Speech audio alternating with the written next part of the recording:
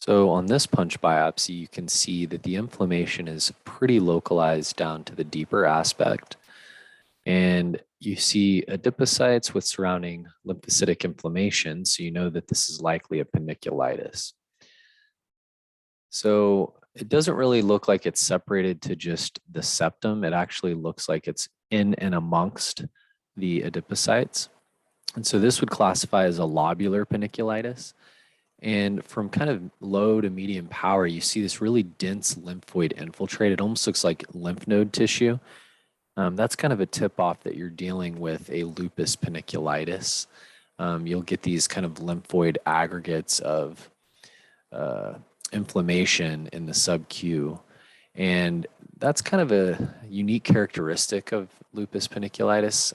Now, it can look a lot like an entity called subcutaneous panniculitis like T-cell lymphoma, because you'll have areas of dense lymphocytes around each fat or each adipocyte. You'll have kind of this rimming pattern of lymphocytes. And so it can be a little difficult to tell without doing immunohistochemistry to tell the difference between a lupus panniculitis or a lupus profundus versus a subcutaneous panniculitis like T-cell lymphoma. And so you would want to do stains for T-cell receptor alpha, beta, and gamma delta to make sure that those aren't overexpressed in a clonal population. You'd want to put it together with the demographics as well.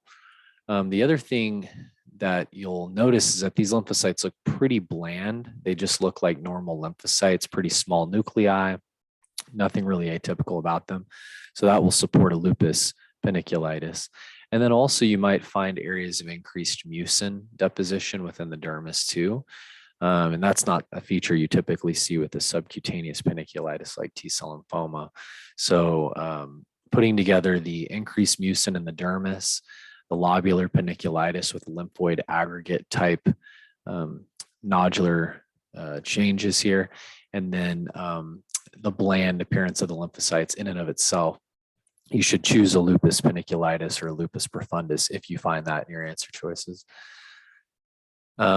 Sometimes these may have increased plasmacytoid dendritic cells, so you might be able to stain for CD123, and you shouldn't be finding overexpression of a TCR alpha, beta, or TCR gamma delta, and it should be negative for clonality in most cases as well.